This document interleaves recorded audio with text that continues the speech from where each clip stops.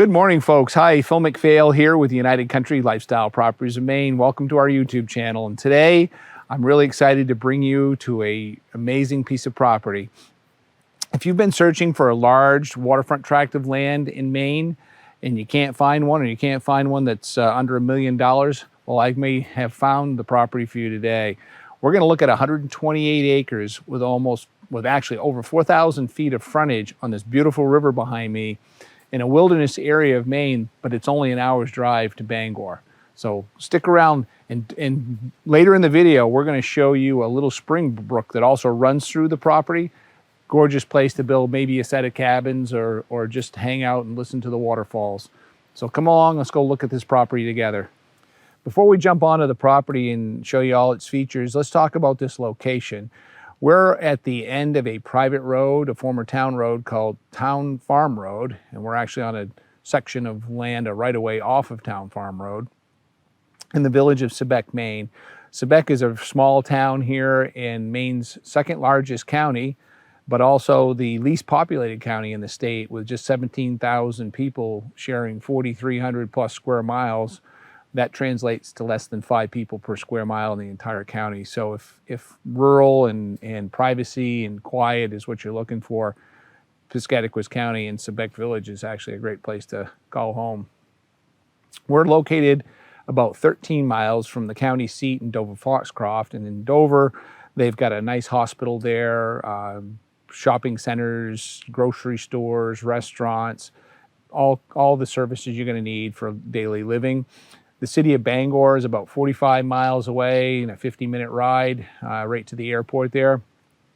So even though we are in a rural area, you can get to civilization and get to some cultural events and shopping or whatever it is you're looking for. The city of Boston, 247 miles, about 4 hours and 15 minutes drive right to this property. So let's go take a look at the land. But before I jump off this log and get walking through the woods here, don't forget, like this video, please. Share it with some friends. And don't forget, hit that subscription button. That way you won't miss the next video that we put out. Hey folks, we're just getting into the woods here on one of the trails, and we came across this fungus. And I appreciate all of the people that watch our channel and comment and tell us what this stuff is, because a mushroom forager I am not, and probably never will be. But there's this burgundy colored fungus growing on this old, I think it's a hemlock or maybe a pine stump. I'm thinking hemlock, so that may be an indicator. I'm not sure if that has anything to do with what this is, but you got various sizes of it growing here. If anybody knows what this is, share that in the comments down below. Kind of a cool looking fungus, probably deadly, so I'm not even going to touch it, but please comment below. We've just landed here at the end of the road at the property here in Sebec off of Town Farm Road. And this is somewhere near the center of the property, between the river and the back of the land to the south. There's about a half a mile of interior roads. And what you're going to see here today, we're going to have a follow-up video, because we've got a crew coming in here in a few days to do some improvements to this road system. They're going to use a forestry mulcher on an excavator arm, and we're going to film that as well, so you can see how that all works, and maybe a service that you would need if you're a landowner here in Maine. The property here in Sebec, according to the deed, is 128 plus or minus acres. The town is calling this property 140 acres. It's not a huge difference, but there may be more or less, and that's kind of why, if you've ever read deeds, they always say more or less, and you always hear us say plus or minus. There's a reason, and even with a survey, even the surveyors say more or less. But this property is pretty well marked around its boundaries, which is kind of a nice feature, so you know where you're at. Most of the line that we've seen here, a lot of it's been painted, blazed, taped, and ribboned, so you should be able to find a good portion of the boundary here when you come look at this property.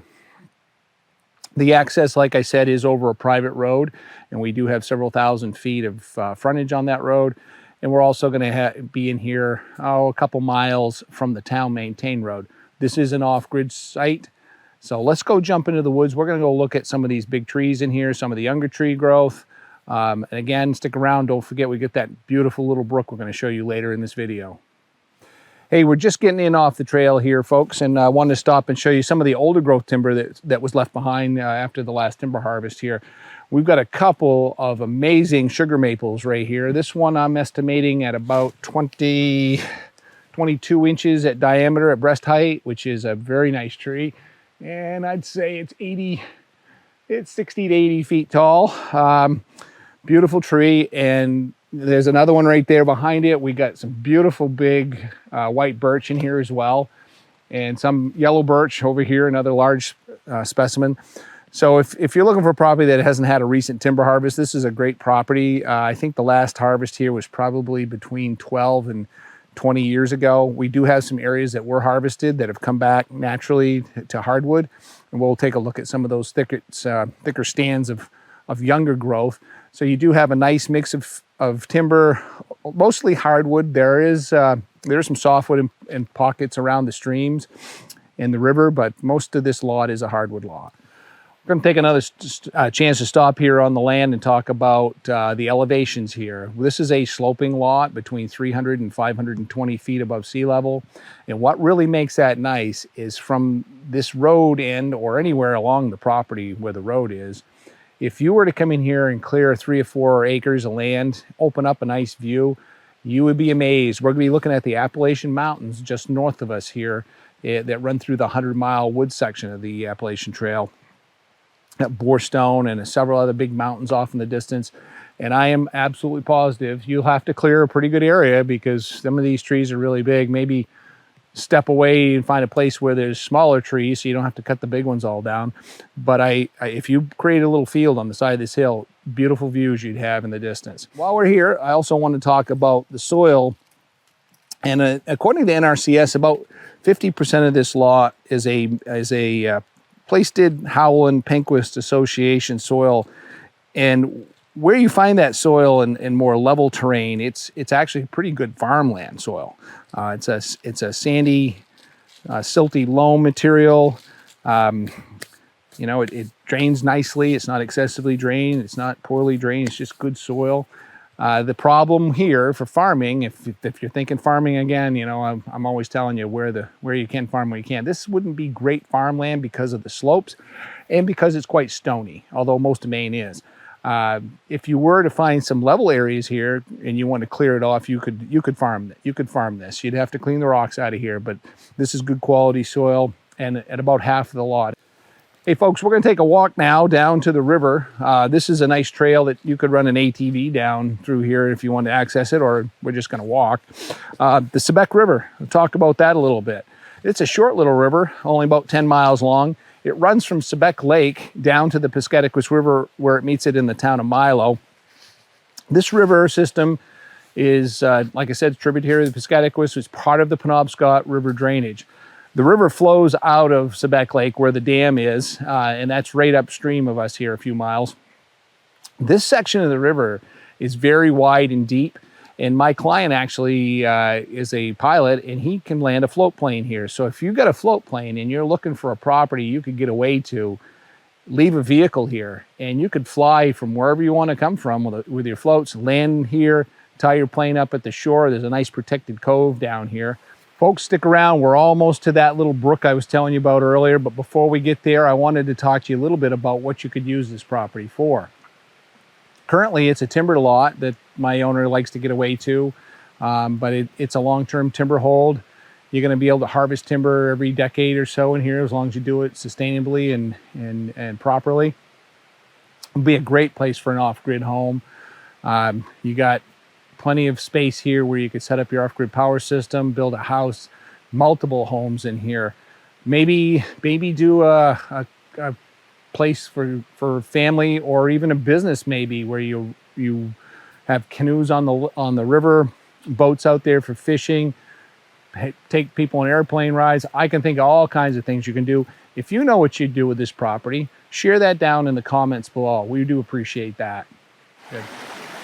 Well, folks, we finally made it over to that little brook I was telling you about, and this is such a cool spot. As you can see behind me, it's a pretty fast-moving little creek that runs through this lot. It will probably dry up in a drought year for sure.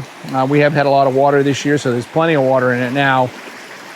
But these nice high banks on each side of this brook, great soil here. I can see the bank that that the brook is cut through, and there's literally 7 feet of topsoil here I'm looking at. Put a cabin here, listen to this brook. What a great place to hang out in the evening. And let's talk about what else you can do in this area now that we're over here at this brook. We're 6 miles away from the boat landing in the Sebec village for Sebec Lake. We're 14 miles away from Piscataquis Lake boat landing. Both of those lakes are big, cold, clear waters, deep, almost 200 feet deep in places. From this section here, we're about 35 miles to the 100-mile wood trailhead in the town of Monson.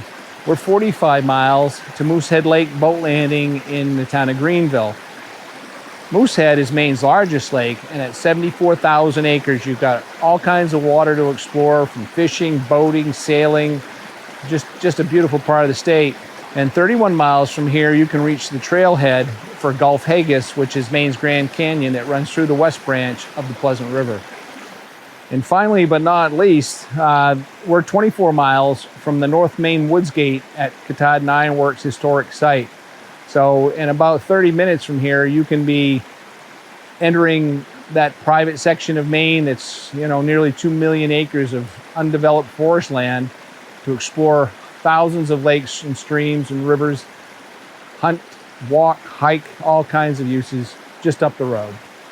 Folks, we're following the stream now, the little unnamed creek, down towards the Sebec River. And I wanted you to see this. This is some, old growth hemlock in here, almost no underbrush. What a beautiful place to hike along this creek. You can hear that roaring in the background. You got to come see it. Hopefully you have time to see it before it sells, but what a beautiful place. Just look around here. Look at the stream running through here, these big high knolls on both sides of it. I hope the video does it justice. We're over here on the eastern boundary of the property, and I wanted to point this out again. I mentioned it earlier. Keep up your boundary lines, folks. My client has been running around the woods here with some spray paint, refreshing his old survey scars on the trees that are referenced in his deed. And as you walk down through this line, and we'll let you take a walk ahead of me here so you can see that, but even a blind real estate agent could almost follow this property line. Thanks for coming along on this tour with me today in the town of Sebec on this beautiful 128 plus or minus acres. The price on this property is $299,900. We've got 128 plus or minus acres, 4,000 feet of frontage on the Sebec River. We got thousands of feet on this little creek and a couple others that run across this property. We're on an off-grid, gated, private road situation here. Keep in mind, if you got a float plane, what a great place to keep it. Give me a call, 800-286-6164 if you got any questions. We'll send you a property information package.